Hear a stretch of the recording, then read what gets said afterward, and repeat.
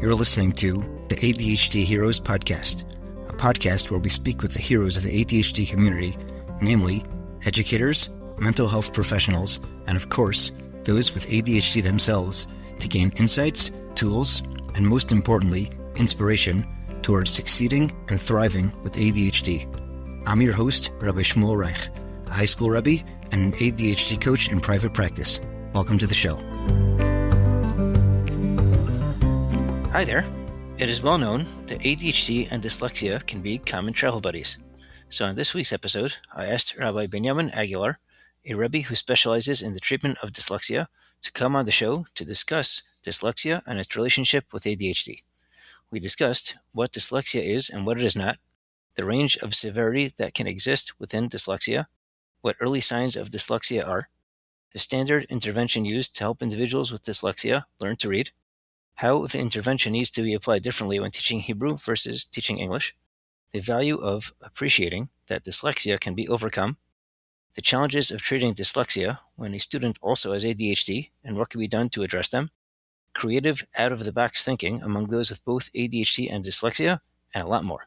Quick shout-out to the Chinuch Today podcast, hosted by former ADHD Heroes podcast guest, Rabbi Yerachmiel Garfield, and onto the episode. Enjoy! Rabbi Binyamin Agular, welcome to the ADHD Heroes podcast. I'm excited for our conversation today. Thank you. Same as well. So let's begin with a little bit about yourself and your background. Okay.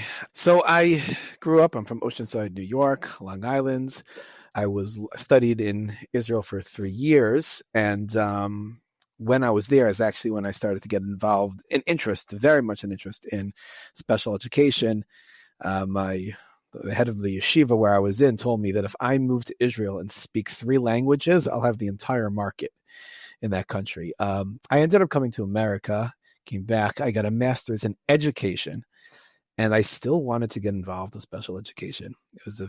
An opportunity fell in my lap. My wife is a reading specialist, and she's fantastic.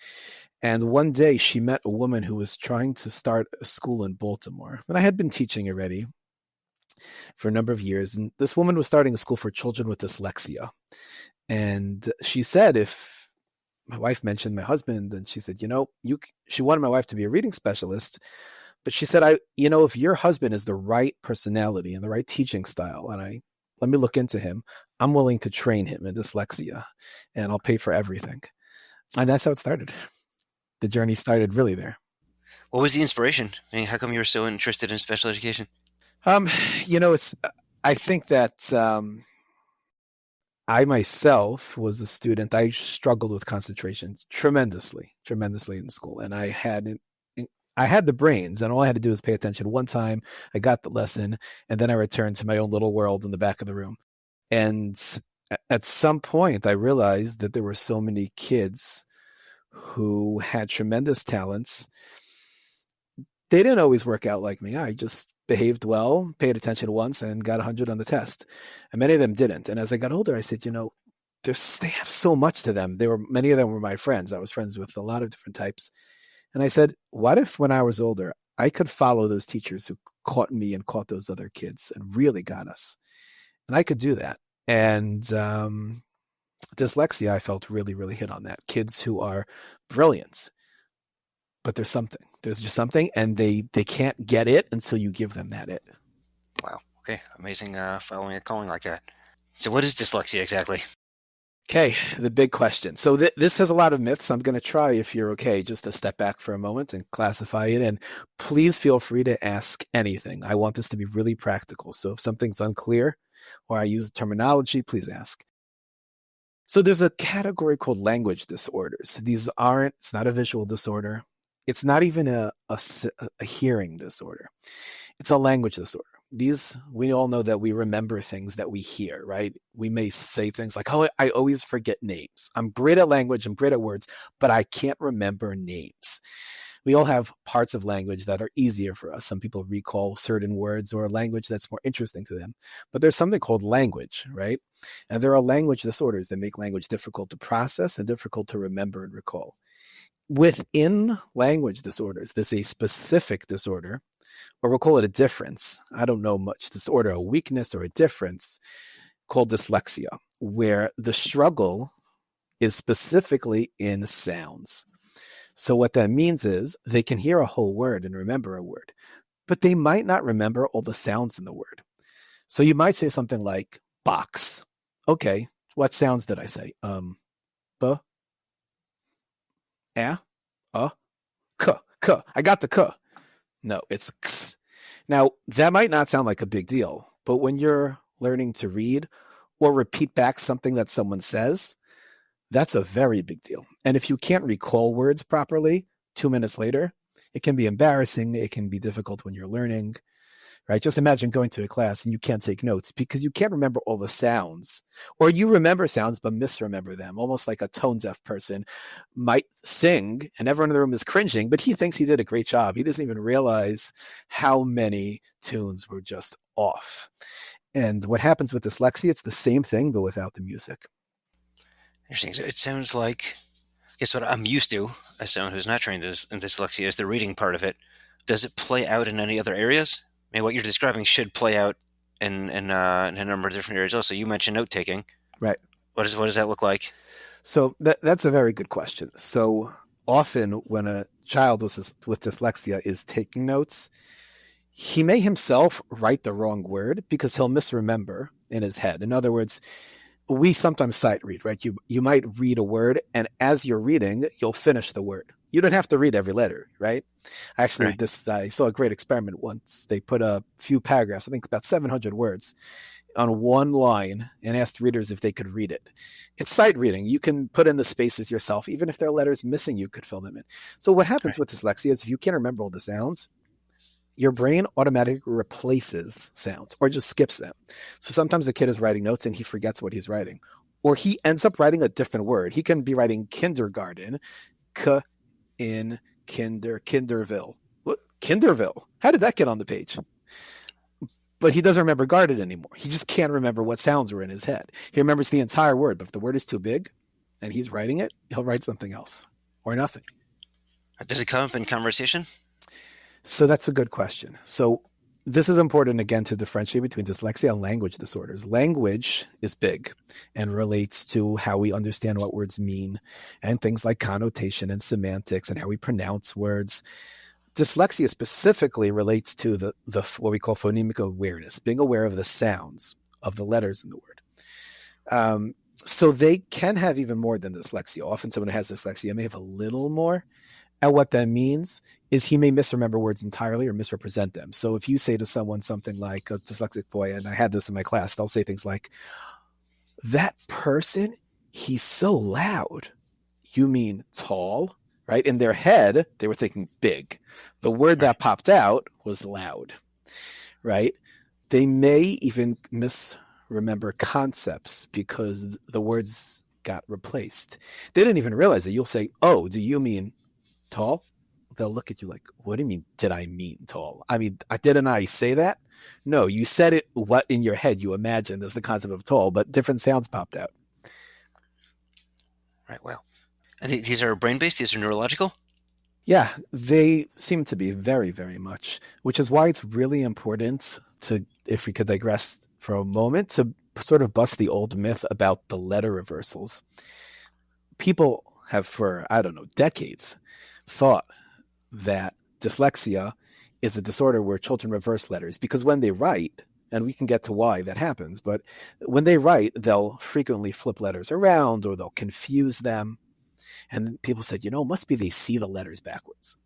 So that's a visual issue. And the part of the brain that deals with sight and reading words is a different part of the brain. I actually have some images of different brain scans, real live brain scans, where you can see kids thinking about words. It's a different part of the brain. And that's not affected. It's a neurological disorder which affects the region of the brain that has to do with hearing and speaking and even thinking of words, but not seeing words. Is there something else that affects seeing words? There are many things that could affect how someone sees words. I mean, someone could have sight problems and issues with their sight or something in their brain that makes them see things differently, but that has nothing to do with dyslexia. You will see that even I teach a fourth and fifth grade general studies class, that age, there are boys who don't have dyslexia and still switch D and B around, right? Or flip it upside down and it looks like a P. And that's something that, although that fades away with time, it still exists. And it's not because they see things backwards. If they saw things backwards, they would probably write every letter backwards, but they don't. So it has nothing to do with that. Now, there are kids, I will say this, there are kids who do that with dyslexia, but the only kid I ever came across who did that was someone who would stare at the page for a long time trying to read, and eventually he would see the letters backwards. But I think if we stared at any dot for a long time, we'd see letters backwards too. If there is a confusion of letters that sounds like something is coming off backwards, would that not be, that's not visual, that's just misremembering the vowels and like kind of retrieving them, but retrieving them wrong? That's what's happening? So that's correct. But let's take a step back because we have to get to reading. Reading is a step after language. And we often think of reading as just something that you learn. You learn to walk, you learn to talk, you learn to read, but it doesn't really work like that.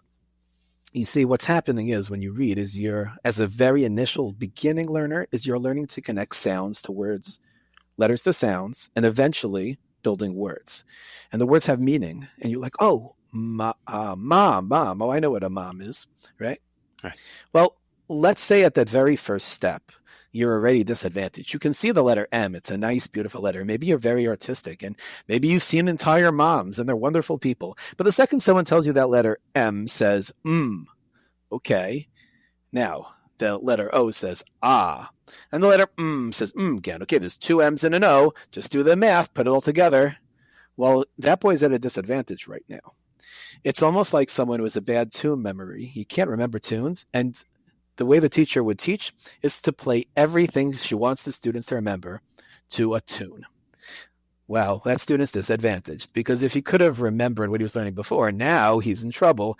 Now it's attached to something that he forgets naturally. He doesn't remember well. He's off tune, off beat, and frustrated. So now you tell this kid, remember mom. He says mom. Okay, but now we're going to change it to A. It's going to be ma'am. This is what you call a mom when you see her in the street. Say ma'am, mom. No. Look at that letter. It's an A. Okay. It's called an A, right? You see it? Yeah, okay. What sound does it make? No. It says A. Okay, so back to ma'am. Remember, you call her ma'am. Okay. What's this word? Ma'am. No, it's mom. You see the O? Oh, how am I supposed to remember? A-O. Oh, my gosh. A-E-E. And then they make a sound they don't even realize they make. They say, oh. No, it doesn't say mom. There's no such thing. Okay, so it's not oh. I said oh. You said oh. Okay. Don't say oh. I won't say oh, teacher. Mom. Oh, no. I remember I'm not supposed to say something. Can't remember what it is, but I'm not supposed to say it. That's very frustrating. How come it seems to play out much more severely in the context of reading than in the context of speaking? And what you're describing should come up in conversational speech also, but it seems to be minimal in conversational speech, and in reading it's a whole industry. That's right. Speaking. Good question. So there's two reasons. First of all, the brain is a muscle. It can be developed. As kids learn, you can often see as little kids, they may have some language disorder because they do learn slower. And I won't say it doesn't affect them. It does. You may see a 2-year-old who's not speaking the way other 2-year-olds do, and it may be slower. But at some point, he'll pick up speech and develop that part of the brain. But he's still picking up whole words. When you get down to reading, you suddenly force him to recognize components of words. That's a whole new skill. And then you force him to remember how each letter corresponds. Now, that's big, and that's not something that's natural. The brain doesn't naturally remember sounds as they correspond to something. So when we have so to say, a quote-unquote not neurodiverse kid in the class, and he's regular, you might want to call it, he doesn't struggle in this way. You point something out to him he never recognized. How many sounds are in the word box? So he says 3, B-O-X. You say no, X says X, X. He says, oh, I got that. Oh, never thought about that, right? What about the dyslexic? It doesn't work so easily. Now he gets all confused. Wait, B-O-X. So it says X. That's how many sounds are in X? No. You tell him, don't say X. It's box, and the last letter is X, but the letter doesn't say X. It says X. Now he's really, You're talking the wrong language. So that's what happens. What happens is the regular kid doesn't naturally learn to read, but he naturally learns to speak. Everyone naturally learns to speak at some pace, whatever their own pace is, because the brain is a muscle and it develops. Maybe slower, but it develops. When it comes to reading, you're talking about something that's new for everyone, but difficult and new for some.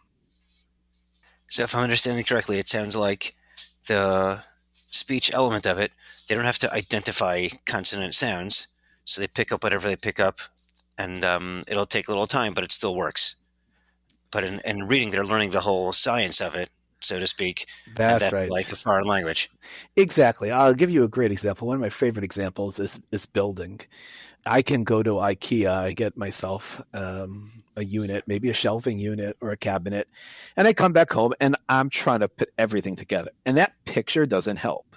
Now, I know people who do need to look at that picture, but I'm the guy looking at that picture and I'm like, wait a minute. Is this upside down or right side up? Or how am I supposed to tell from that picture?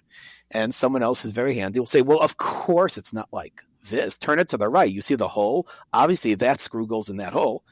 And I'm like, but how do I know it's that screw and not that little one? He's like, oh, that's an eighth of an inch screw. Of course it doesn't fit in that big hole, right? See, he Right, sees everything and it just sort of makes sense. It's almost intuitive.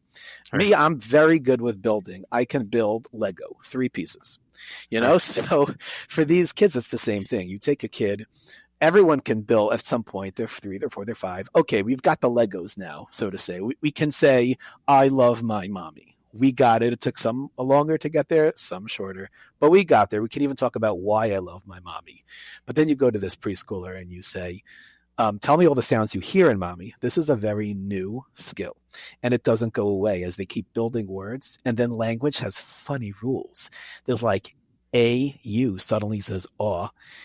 He has to like re-go back to the drawing board, spill out the IKEA pieces all over the floor and start again. Right. That's what happens. Where's dyslexia come from? Is it hereditary? Does it come from somewhere else? Yeah, it seems to be hereditary. Doesn't mean obviously every parent who has dyslexia will have a child with dyslexia, but it seems to be hereditary. It's funny. It's almost like I wouldn't call it a disorder in that it's something unusual. Like a person is born with an eye, but it doesn't work. He's blind. It's natural. There are brains which are made differently, and everyone has weaknesses and strengths within their minds. Some people are very blessed that they have, every one of Howard Gardner's multiple intelligences. But for most people, they're somewhere in middle. And this is the same thing. You can have a parent who's skilled in some ways and weaker in others, and he passes that on to his children. What's the range of severity we're talking about? Meaning, as a rebbi myself, so I sometimes have kids who tell me they're dyslexic, and you can tell when they read that they're like, it's hard for them. And then you have kids who have to be, in a completely separate program for kids with dyslexia. So what's that range? That's a really good question. And just to again reiterate the point that I said before, I think it's important when I assume there may be parents listening to this who have children with different language differences. Something's not right. Maybe they're not rhyming and they're in kindergarten, right? And the teacher's saying, your son can't rhyme. And it's true. You say, what does grass rhyme with? And the kid says, house, home, school. And you're Yeah. like, I see the problem here, right? But that's not dyslexia.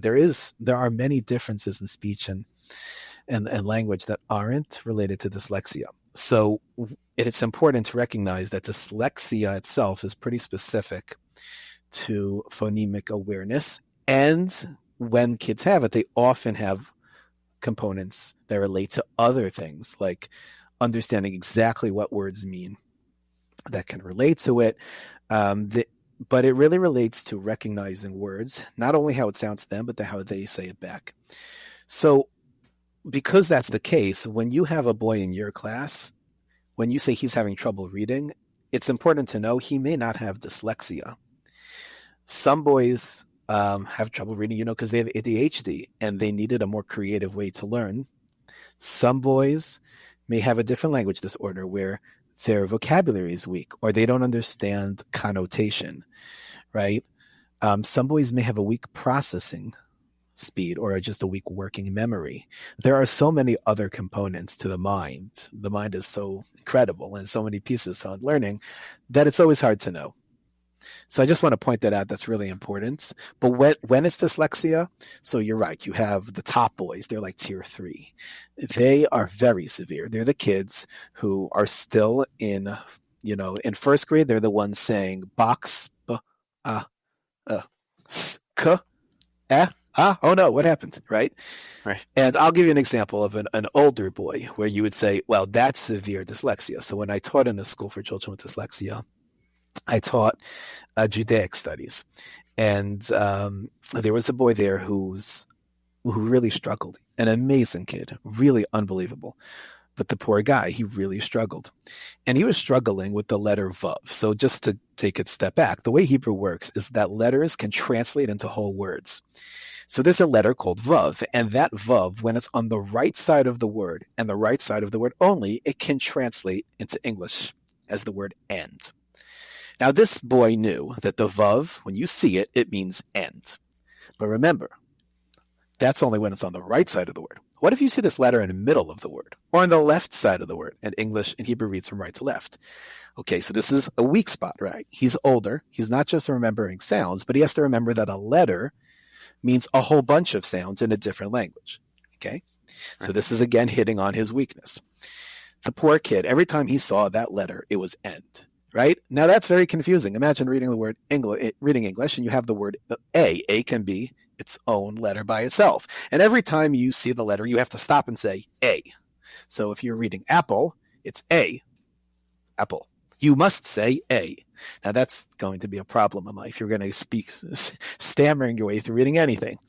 Okay, so at some point I said, I'm going to take this boy out and I'm going to work with him. I had the assistant take over the class. And I sat with him and said, okay, we're going to draw this letter in a sandbox. Okay, and we're going to write the word end. And then we're going to move it to a different part of the sandbox. So we did right and left, right and left. The left is suddenly going to be something else. So we translated it as him. And I practiced this, and we used wiki sticks, and we wrote in the sand, and we colored, and we wrote end and his, and end and his, and moved to the right and left, and oh my gosh, it was this whole exciting lesson. It was a lot of fun. And at the end, I said, okay, are you ready for the test? He said, yeah, I'm ready.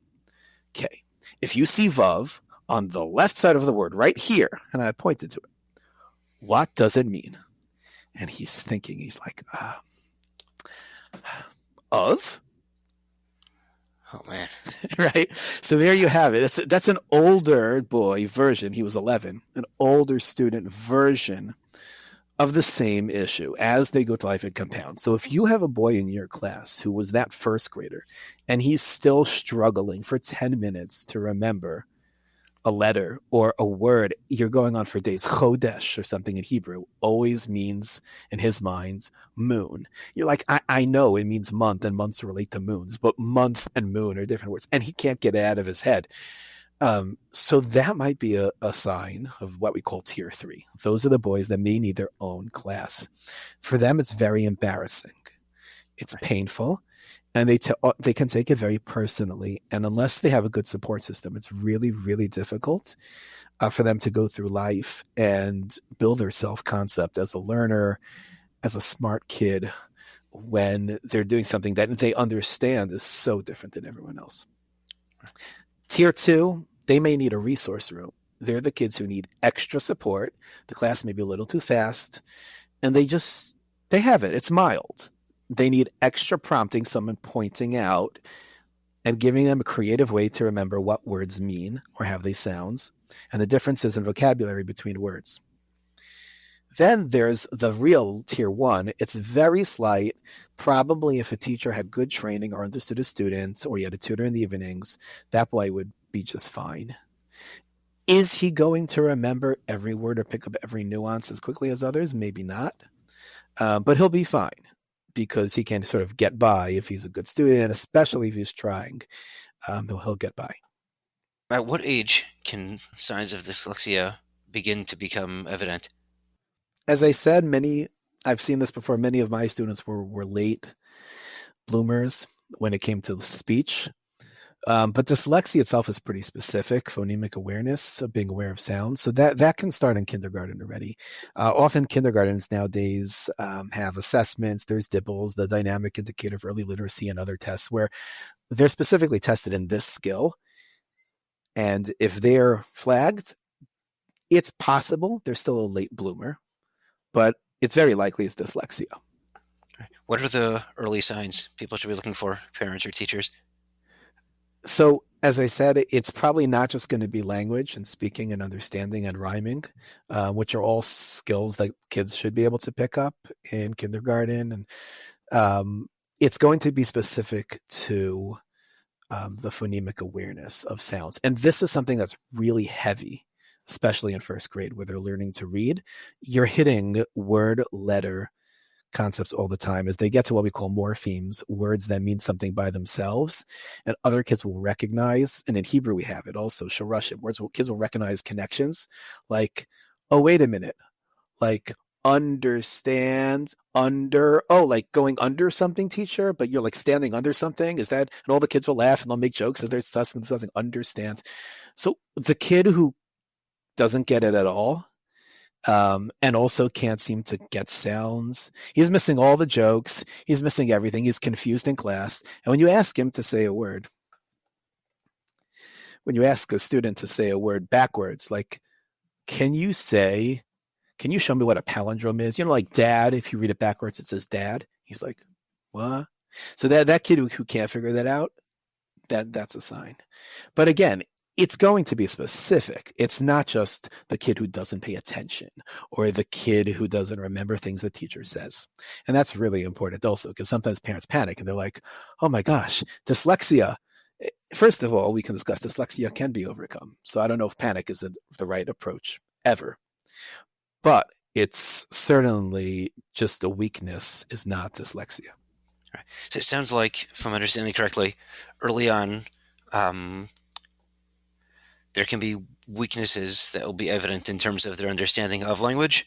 That doesn't mean dyslexia, but if you as a parent or a teacher see a kid is struggling with language, it might be something to take a closer look at. Am I getting that right? Correct. And often, if a skilled teacher may recognize dyslexia, but even if they don't, or they're not sure, when a kid should get an evaluation, and when they do, the evaluators will pick up dyslexia. So if a parent or a teacher sees a child has these sort of challenges, who do they take them to for an evaluation? So in most schools, I think public or private, it's pretty standard that now there are resource rooms, and there have been for a long time. But as I think the society has become much more aware and professional and a understanding of different differences, every school should have someone, whether it's an administrator, a resource room administrator, who knows the proper evaluators in that city. Every city will have a place, a center, a psychologist. This is not something necessarily a pediatrician could diagnose, but there are many tests and people in almost every city who will be able to evaluate, and it's just a matter of finding the right one. So it sounds like your school's in-house resource person should know someone. Getting that right? Yes, right, correct. Got it. Okay, so let's talk good news. We're going to talk interventions. Yeah. So what interventions are there for dyslexia? Yeah. Okay. So I'm happy to talk about this because, as I said, it can sound really morbid and morose when you just talk about things that aren't going right. Yeah, you're right. Dyslexia, just to start off, dyslexia can be overcome. It's a challenge, and it can be confusing. And I think a kid has to understand, and it's something everyone who has a difference struggles with, but everyone who has a difference eventually has to face themselves and understand that their challenge is unique. And just because they have a challenge, it doesn't mean they're done for. It's not a death sentence. And dyslexia is no different. As I said, it's not a disorder or where the eye doesn't work. The ear just can't hear anymore. The brain is a muscle. And as a child develops, he can develop his brain to be able to tune in on sounds and improve his memory of words. Starting with that word phonemic awareness. So a skilled teacher who's working one-on-one, if you're in tier 3, especially in your own school, so those teachers will work with the students on helping them hear and think through all the sounds and words, play around with words, build on words, and spell words. They'll teach them very specific rules to help remember. So what that looks like is the going word in the world now. The going phrase is systematic, explicit instruction. That means it's step by step. Because like the person who needs help, like myself with an IKEA cabinet, I need instructions that are clear and very step by step. They need to be slow. They need to understand how I think and then help me build this cabinet. So when I try to close the doors, I don't say, that's funny. They seem to be falling off, but I thought I followed all the steps. And so I need really clear pictures. I need step by step instructions. And that's really what it's about. Systematic, where you're going through all the rules of sounds. And you even point out to them, look how your mouth makes different shapes. Look how you use your teeth or your lips or your tongue to make different sounds. And point out letters sometimes make different sounds. The S says, the H says, huh. When you put it together, we're going to see a different sound. And you point out which part of the mouth that comes from. And you really build them up for what maybe someone else would be overkill, but for them, it's systematic and it's amazing. Because like, oh, I get it now. It all makes sense. And what happens is when you do that, you build their brain. The part of their brain that was weak starts to become stronger and it becomes clear to them. And the second step is explicit.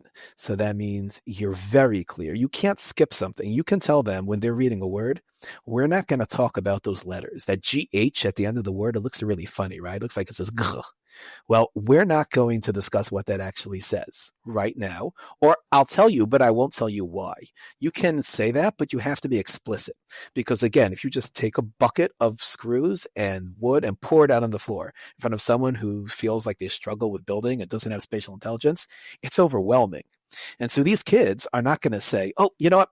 I get it. The teacher said, just look at in Hebrew, what we call the shoresh. Just look at the root of the word and not all the letters on the right and the left. That's not how they think. You're going to need to point out those letters on the right. You got them? Yep. Those letters left. Ignore them. We're looking at these ones in middle right now. And that explicit instruction is a lifesaver. And that's often the way they do it. Is that the standard approach? Yeah, this is really the science of reading approach. There were approaches over the years that, like whole language, which said that if students read lots of books, they'll become exposed to language in general, and they'll slowly cultivate an understanding of language. And the current science of reading has really gone against some of those models. So I would say the current science of reading all points at systematic, explicit instruction as the number one way for children with language differences. And I guess, tell me if this is correct, my guess would be that the ability to break it down into steps that make sense in their brain, that's going to be part of the training. That's very much part of the training. So if you're going for, part of training is not only to be explicit, but it's to understand language, right? I mean, how many kids look at English and say, this language makes no sense. Enough, though, bow, they're all spelled with an OU, is a GH, and they all say different things. I mean, English is very difficult. The famous spelling of fish, right? Right. You know, it's so funny. And in Hebrew, as mathematical as Hebrew is, a lot of students learn it by memory. They don't realize the math in it.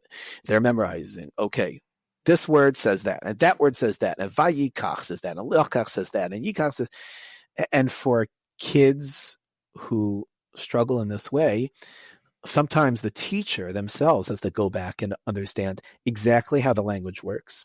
And if something is different, and it's a variant vowel, or it's a word that's a rule breaker, the teacher has to tell the students, I know this word is strange. It's a rule breaker. I know I told you that O only says O if it comes before a G. So like frog, but boss and toss also say the same sound in the O, and work through that with them. Right. If someone who is listening is a teacher, but not a special ed teacher, but they have, as you described, a tier 1 student in their class, is there like a diet caffeine-free version of what you're describing that they can take away?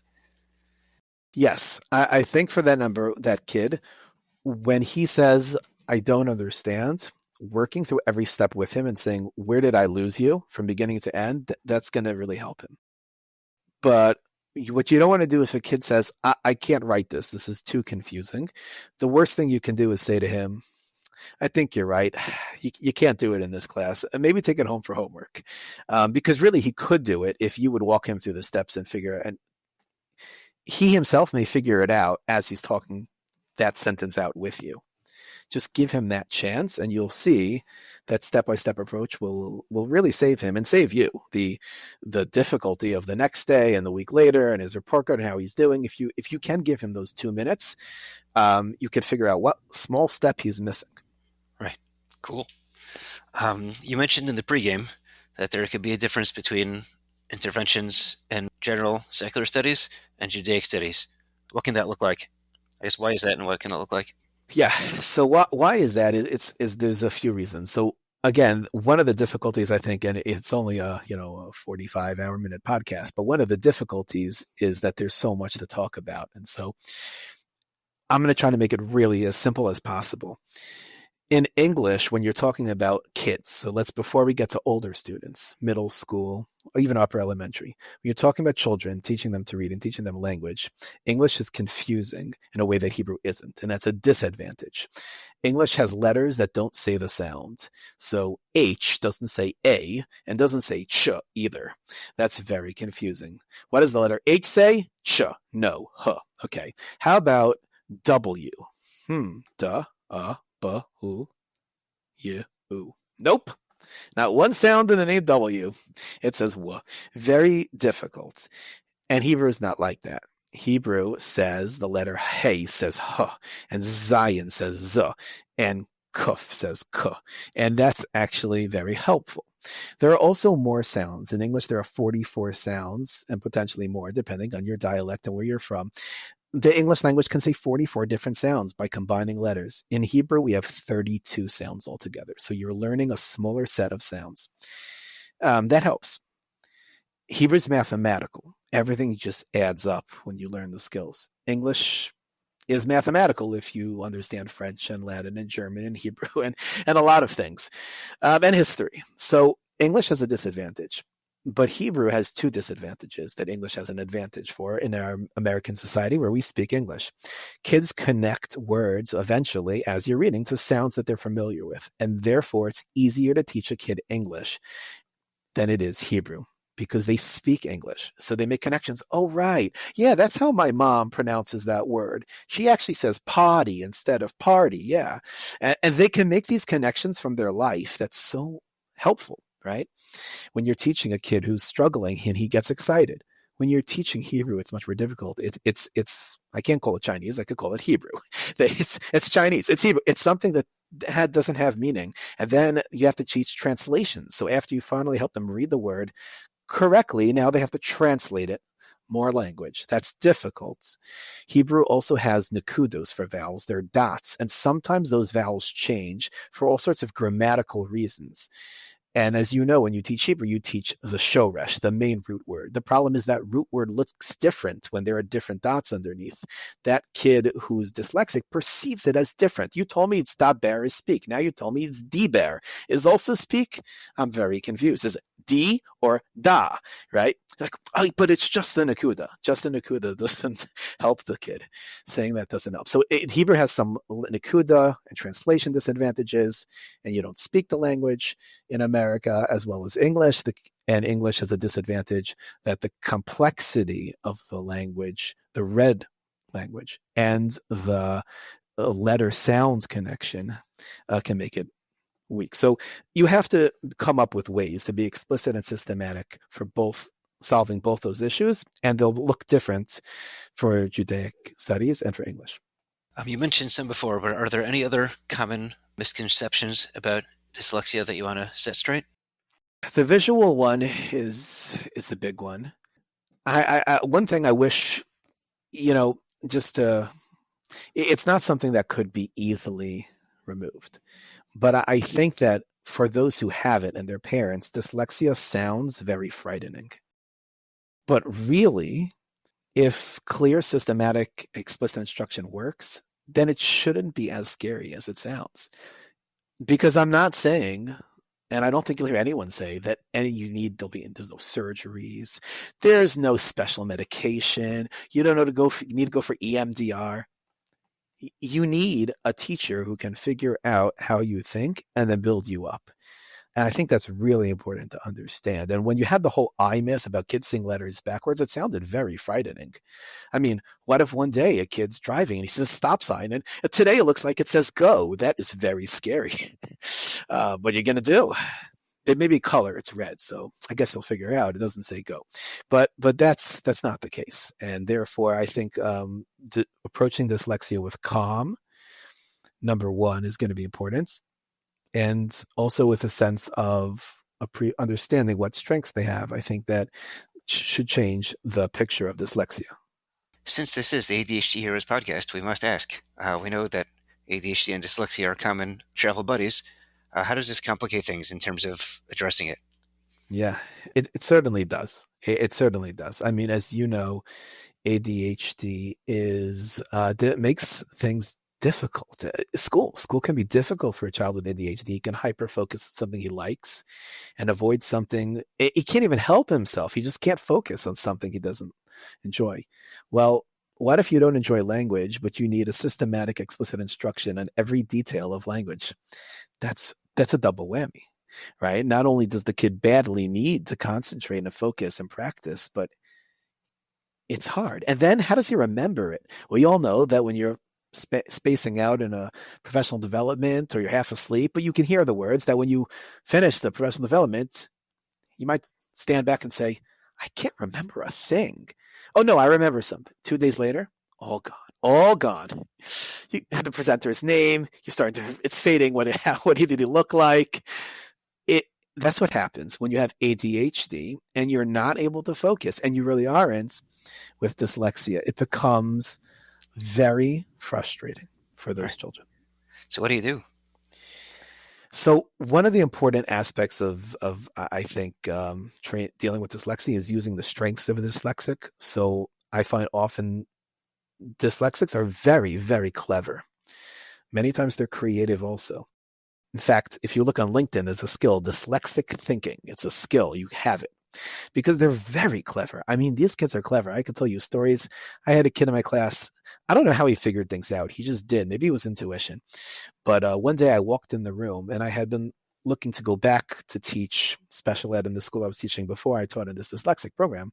And I walk into the school one morning and this kid looks at me and he says, are you going back to teach in the school you were last year? No, you're not going to leave us, right? I'm like, what? Did I have it written on my forehead? These kids, when they can read their teacher in 30 seconds, and they're very clever. And they also appreciate when the teacher loves them, but they know they're so smart and so clever. So when you work with their cleverness, whether it's riddles or games or challenges, they rise to the occasion. And with ADHD, it's the same thing. If they love kinesthetic, they love making things out of Play-Doh, they love building, it's the only way you're going to teach them is by having them build words and make words and play words and draw words. Make a museum out of whatever you're learning. We're learning to read something. When we finish, we're going to make a museum out of it, and we're going to write everything that happens and build models. Is that guaranteed? No, but it's your best shot. So it sounds like not only are there ADHD superpowers, but there are dyslexia superpowers as well. I'm getting that right? Definitely. It's so interesting that dyslexic thinking is a skill on LinkedIn. I find that so cool, but it's really true. These kids are really, really clever. And whenever God gives us a weakness in one part of our minds, there's some other strength somewhere. It could be in the mind, it could be in a person's spirit, his courage, but you'll always find it. You really find someone who's just totally out for the count with really nothing. It's not like that. I did once meet one kid with ADHD and dyslexia who never learned how to read. And I was very impressed. He had something that almost no one else has. He had incredible confidence.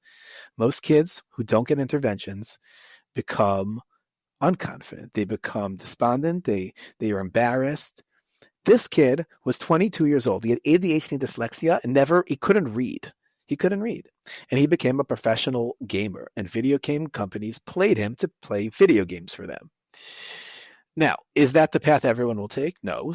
But the fact that he was completely confident, completely calm, that was his superpower. Who did that right for him? Do you know who inspired him like that? His family, his parents. I find parents to be so powerful. And he was a great example where his parents knew his struggles and he felt completely comfortable. He was very close with his family. He ultimately ended up moving back. He was here in Baltimore, moved back to his family in a different state because they cheered him on. And they said, again, I'm not saying a parent shouldn't tell their kid to read. Say, you know what, you're not so good at reading. Just become a video gamer. No. But his parents didn't say that. They built him up. They worked with him. At some point, he made the decision. He was too hard for him. And his parents said, okay, we're going to find you a different path. Right. Well, incredible. So with that in mind, as we start to wrap it up, what is a message of hope you can leave our listeners with? The simplest one, but the most profound one, is that the people who struggle become great because of their struggles. My favorite story with dyslexia, and there's so many of them, I told my students when I taught Judaic studies, I told them that there was a great rabbi who you all heard of. And if you read his biography, he definitely had something like dyslexia. He was in the early 1900s. He grew up, he couldn't read. My Rosh Hashiva here in Baltimore, Aaron Feldman, told me he knew someone who knew this boy when he was a kid and was shocked when he became a great leader and a great writer because he couldn't read. I heard personally from Simcha Cook that the Panovitcher Rav, the head of the Panovitcher Yeshiva, initially in the 1940s, told him that he personally tried to tutor this boy and found that he couldn't read. Now, this boy ended up becoming Rav Elchanan Wasserman, who, for those who know, is an incredible writer and one of the leaders of Torah thought in some very difficult areas of Talmud and philosophy. And what's so interesting is there's a book I have at home. A girl wrote about her grandfather who went through World War II. Her grandfather studied by Rabbi Wasserman. And the person who hired Rabbi Wasserman told her grandfather, who told his granddaughter, who wrote this book, that the reason he hired Rabbi Wasserman is that he wanted to found a yeshiva and needed a rabbi who could teach anyone. This was an adult who had never learned much in his life, and he needed a rabbi who could explain things clearly. And many, many great rabbis and scholars came to interview and gave classes in Baranovich, the town of the yeshiva. But there was only one rabbi, he said, who was so clear and so systematic that even he could understand him, and he wasn't a learned person. He said, that's my rabbi. And that's how Rabbi Wasserman became the head of the famous Baranovich Yeshiva in Poland. I wonder, I always told the boys, if his greatness and clarity and teaching everyone came from his own weaknesses and his overcoming them in a systematic, clear way until he understood everything.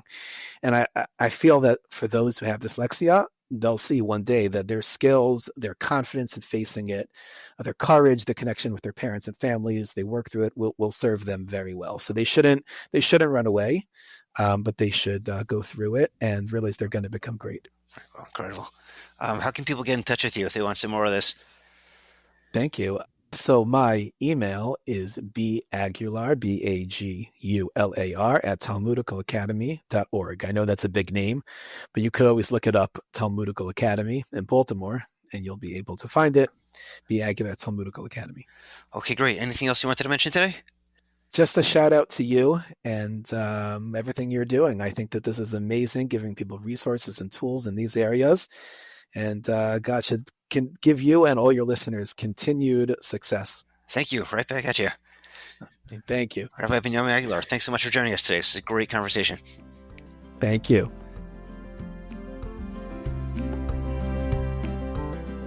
Thank you again for listening to this episode of the ADHD Heroes podcast. For questions about the podcast, you can email us at adhdheroespodcast@gmail.com. Also, for sponsorships or to share your story, your ADHD story, you can also email us at the same place, adhdheroespodcast@gmail.com. To be in touch with me about ADHD coaching, writing, or speaking engagements, you can email me at rsreichadhdcoach@gmail.com. Be sure to check out my website, rsreich.com, adhdcoach.com. You can follow me on LinkedIn, or you can check out my blog on nefesh.org. Check out my blog there under my name. Important disclaimer, podcasts are great, but they do not take the place of mental health help or medical help. So if you need help with mental health or need a doctor, be sure to be in contact with some of them. Please, if you like this show, please rate, review, and share with a friend. That's how these things get out there. Thank you again for listening, and thank you to our producers at Pretty Easy Podcasts.